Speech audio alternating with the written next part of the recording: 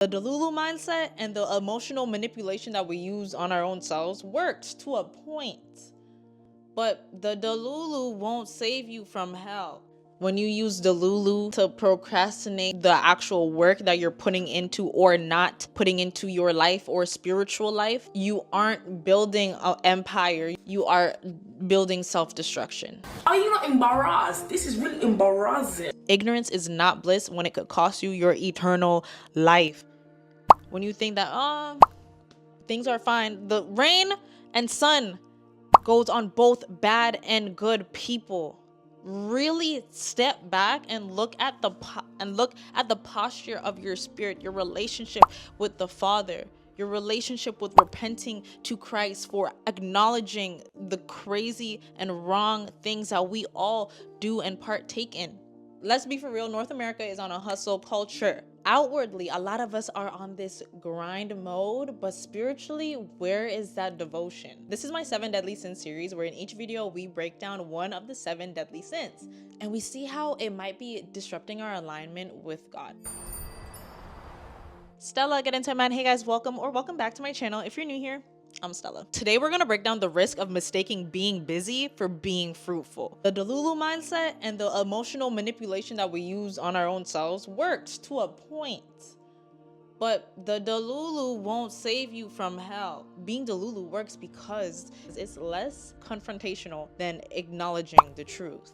When you face truth, when you face Jesus, when you face the fact that you need to repent, it requires you to look more in at your own self-destructive patterns. But it's easier to be Delulu and it's easier to be delusional, so you don't have to face your own destructive patterns. So you don't have to face the fact that we're all called to repent. We're all called to this. But the idea, this notion of being so delusional, I believe actually causes a lot of people to live in a real distorted reality. Like their sense of reality is so distorted, and it might work for a time and it might work for a time and a half, but when your soul needs to face the eternal, the whole eternal of reality, the whole eternal of everything, Delulu can't save you. Proverbs 13 verse 4. The soul of the sluggard craves and gets nothing, while the soul of the diligent is richly supplied. Notice that it pinpoints the soul of that person. It doesn't say a sluggard person or a sloth person. It says the soul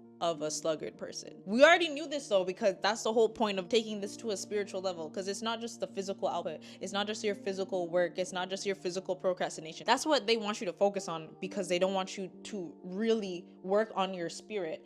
But if you're watching this video, give it a thumbs up, give yourself a thumbs up, really, if you're here, because we're focusing on the spiritual laziness. While the soul of the diligent is richly supplied. Now, what is it to be diligent? What is it to be diligent? To pay close attention to. The soul of those who pay close attention to the detail of their relationship with God, they will be richly supplied.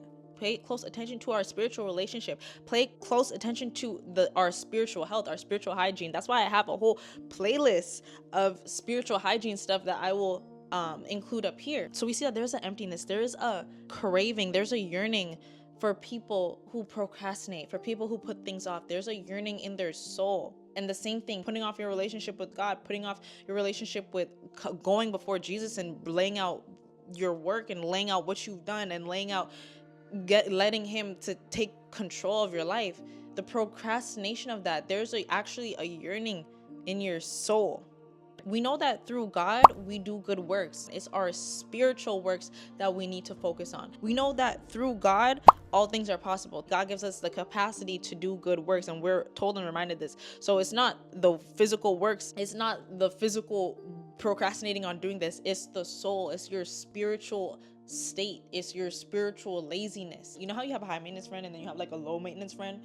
So the high maintenance friend is the one that, you have to check in more regularly, or else they're gonna feel some type of way. While you have a low maintenance friend that you could hit them up like maybe like once every now and then, and they're cool. If you go to see them, they'll be happy to see you. It's not that serious, it's not that deep. Well, God does not want to be your low maintenance friend, okay? God wants to be a high maintenance friend, okay?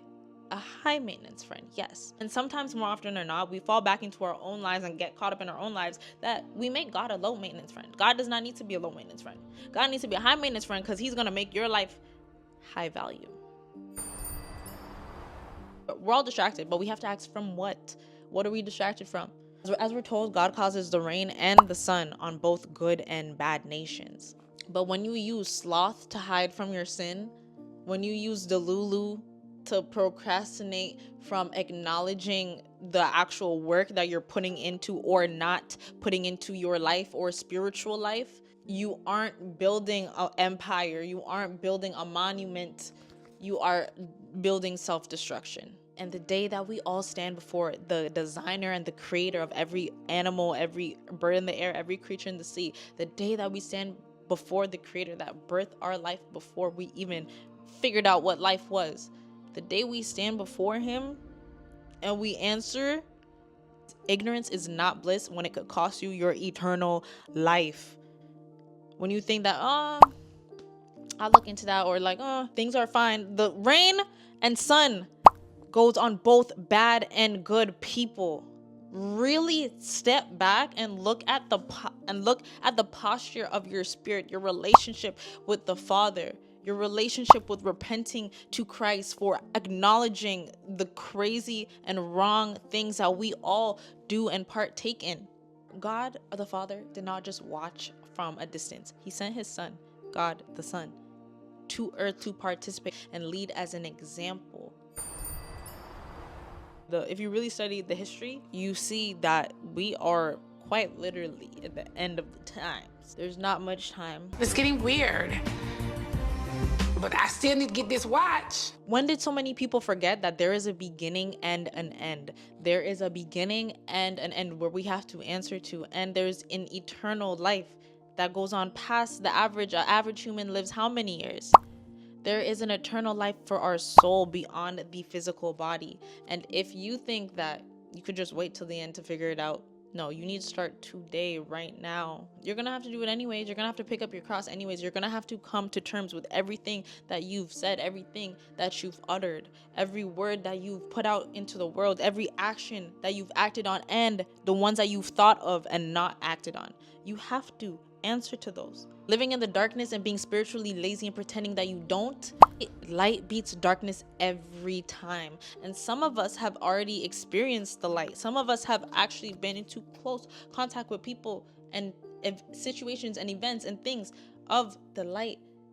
But like when you're in a room and someone turns the big light on after you've been laying in the dark, it hurts your eyes. It actually hurts to look and see, so you close your eyes. But this video is even your sign to start opening your eyes. Start opening your eyes. Start opening your eyes to the light. Ask God to help you open your eyes. Ask the Father to help you open your eyes. The only way to the Father is through Jesus, the one that he gave as an example over all this. If you're tired of a sluggish spirit, subscribe. We're all on this journey together. I have a spiritual hygiene playlist and videos for all of us, and I will see you guys in my next one. Stella, get into it, mom.